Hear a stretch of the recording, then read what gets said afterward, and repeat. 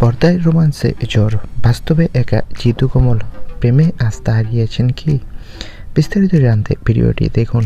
টলিপাড়ায় এখন জিতু কমলের নামে মুখর।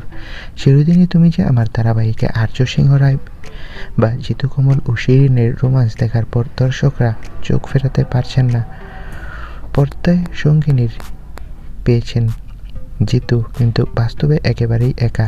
নবনীতার সঙ্গে 2023 সালে বিচ্ছেদের পর থেকে জিতু নিজের ব্যক্তিগত জীবনকে নিয়ে অনেক ধীর স্থির।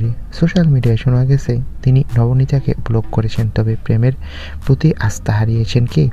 সম্প্রতি এক সাক্ষাৎকারে জিতু বলেন, আবারও প্রেমে পড়ার হলে পড়ব, কিন্তু পুরনো সম্পর্কের দিকে ফিরব না।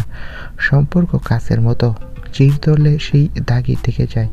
অভিনেতার কথায়, আমি কখনো পিছনের পথ দিয়ে ভাবতে চাই না, সামনে তাকিয়ে এগোতে ভালো লাগে। সম্পর্ক ঠিক হয় না, ভালো হয়, খারাপ হয়, সবই জীবনের অংশ, বন্ধুর মতো, তাই দূরে থাকা সবচেয়ে ভালো। এখন জিতু একাই কাজকেই নিজের প্রাথমিক লক্ষ্য বানিয়েছেন।